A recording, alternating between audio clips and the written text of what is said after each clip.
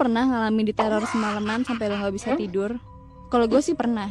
Dan itu bikin gue sadar kalau teror itu sebenarnya cuma cara buat nunjukin dosa gue. Kalian penasaran? Atau barangkali nggak paham dengan perkataan gue? Kalau gitu gue akan cerita dari awal sampai akhir. Sebelum gue mulai ceritain tentang mitos kucing hitam, gak ada salahnya kalau kalian support kita dengan subscribe channel ini. Kenalin, nama gue Zahra. Umur gue 22 tahun. Gue mahasiswi salah satu universitas swasta di ibu kota. Kegiatan gue seabrek. Dari kuliah sampai ikut kegiatan mahasiswa. Rasa-rasanya waktu 24 jam tuh gak cukup buat gue. Jadinya gue sering pulang malam. Jarak kampus dari rumah itu setengah jam kalau naik motor. Gue harus ngelewatin jalan sepi sebelum masuk jalan utama. Nah, di pinggir jalan yang biasa gue lewatin ada lahan kosong yang isinya bak sampah yang gede berjejer. Yang kadang sampahnya nyampe ngeluber. Gue sering ngebut kalau lewat sana. Baunya itu loh. Gak banget dah. Kejadian yang mau gue ceritain ini terjadi beberapa minggu yang lalu. Hari itu gue sibuk banget. Dari jam 7 pagi gue udah di kampus. Terus jam 11 gue udah latihan dance untuk acara inaugurasi kampus. Ya siapa tahu ada maba cakep yang kepincut gitu. Jam 2 siang sampai mau maghrib gue ada rapat sama anak-anak BEM. Rapat berjalan cukup alot dan lama seperti biasanya. Kelar rapat bawanya pengen nyantai. Yaudah deh, gue sama anak-anak nongkrong di kantin sekalian makan mie tek-tek langganan. Saking keasikan ngobrol enggak jelas, bikin gue lupa waktu. Tiba-tiba ada WA masuk dari adik gue. Kak, buruan balik. Pintu udah disuruh kunci nih sama nyokap. Ternyata ini udah jam 11 malam. Ya udah, gue langsung pamit sama teman-teman. Pas gue lagi jalan ke parkiran, ada yang manggil gue. Ra, Zahra, tungguin. Pas gue nengok, ternyata si Aldi lagi ngos-ngosan nyamperin gue. Kenapa, Di? Udah malam, Ra. Baliknya barengan yuk. Gue emang biasa balik bareng Aldi. Tapi jangan sangka kita macem-macem ya. Gue pakai motor sendiri dan dia juga pakai motor sendiri. Kita jalan beriringan depan belakang. Gak lama kemudian kami lewat jalan sepi itu. Bau sampah yang menyengat udah kecium dari jauh. Aldi dan gue langsung tancap gas kenceng. Wush, kayak pembalap.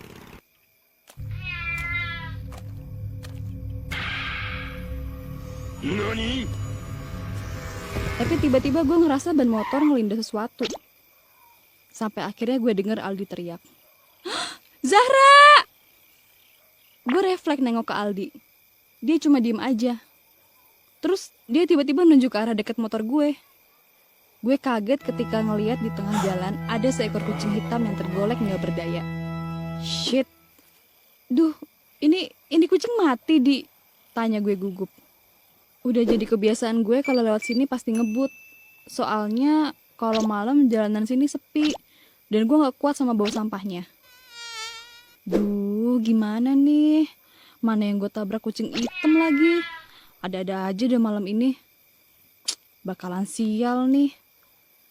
Aldi bilang ke gue, udah buang aja kucingnya di tempat sampah biar gak ribet. Lagian udah malam juga. Jujur gue masih panik. Gue liat keadaan sekitar sepi dan gak ada saksi yang ngeliat. Tapi hati kecil gue gak setuju dengan hal itu. Gue masih kasihan banget nih sama tuh kucing. Gue minta tolong Aldi buat nemenin ngeburin ini kucing. Tapi Aldi nolak. Dia ngeyakinin gue kalau semua ini bukan salah gue. Ya emang nasib si kucing ini aja yang lagi apes. Oke. Tapi biar gimana pun ini kucing harus gue singkirin dari tengah jalan. Aldi bantuin masukin tuh kucing ke plastik dan dibuang ke bak sampah. Setelah semuanya beres, kita lanjut jalan lagi. Keluar dari gang itu, kita saling bertukar klakson untuk berpisah. Karena beda arah jalan pulang. Ya, gue akuin Aldi agak nyebelin sih malam itu. Tapi it's okay. Seenggaknya dia nemenin gue pulang. Pas sampai rumah, pintu depan belum dikunci. Emang deh kebiasaan adik gue nih kalau gak sabar nungguin kakaknya pulang, pasti gak ngunci pintu. Untung gak ada maling. Coba kalau yang masuk bukan gue. Bisa kacau nih. Pokoknya besok pagi gue omelin tuh anak. Kondisi rumah gue gelap. Kayaknya ortu dan adik gue udah pada tidur. Gue langsung masuk kamar dan ganti pakaian. Kemudian, gue mau ke kamar mandi buat cuci muka sama sikat gigi. Gue gak mau tidur dengan keadaan buluk. Ih. Kamar mandi gue terletak di dekat dapur. Buat kesana, gue ngelewatin ruang makan yang udah gelap. Tapi kok tumben banget nih lampu dapur dibiarin nyala. Pas gue perhatiin, gue denger sayup-sayup suara air dari kamar mandi. Gue ngerasa kayak ada orang di kamar mandi. Palingan adik gue nih lagi di toilet. Niatnya mau gomelin dia. Pas nunggu gak tau kenapa gue keinget kejadian yang barusan gue alami. Apa seharusnya gue tadi kubur itu kucing ya? Gak lama gue dengar suara gemercik air dari kamar mandi. Kayaknya adik gue mau keluar nih. Tapi anehnya setelah suara air itu mati, gak ada respon sama sekali dari dalam kamar mandi. Gue coba buat ketuk pintu itu. Tapi lagi-lagi gak ada jawaban sama sekali. Gue yang mulai kesel pun marah-marah ke adik gue. Gue bilang ke adik gue, "Vero, ini gak lucu ya. Buruan keluar." Gak tau kenapa tangan gue refleks buat ngebuka tuh pintu. Dan... what the hell? Kosong. Asli badan gue mendadak lemes. Gue yakin banget nih tadi ada orang di dalamnya. Gue batalin niat buat ke kamar mandi. Buru-buru gue balik ke kamar. Sebelum sampai kamar, gak sengaja gue ngeliat bayangan orang lagi duduk di meja makan. Dengan rasa penasaran, gue mau mastiin itu adik gue bukan ya? Gue berdiri persis di dekat saklar. Pelan-pelan gue nyalain. Astagfirullah! Kok gak ada siapa-siapa ya? Gue langsung lari ke kamar dan mengunci pintu. Napas gue ngap-ngapan saat berada di atas tempat tidur. Gue tutupin badan gue pakai selimut. Dan sialnya lampu kamar gue belum sempat gue nyalain. Firasat gue gak enak. Masa iya sih ini gara-gara nabrak kucing tadi? Itu kan mitos. Lagian kan gue gak sengaja. Hampir semalaman gue cuma meringkuk ketakutan di dalam selimut. Mau keluar kamar nyokap, gak berani. Akhirnya pas gue ngecek handphone, ternyata ini udah jam 3 pagi. Dan gue masih melek. Tiba-tiba, terdengar suara sesuatu menggaruk di dekat tempat tidur gue. Suaranya semakin lama semakin keras. Apa suara tikus ya? Gue mencoba menggeserkan badan ke pinggir tempat tidur. Dengan penuh rasa penasaran, gue memberanikan diri melongok ke kolong. Pelan-pelan, kepala gue turun sambil nahan napas dalam keadaan mata setengah merem. Itu apaan ya?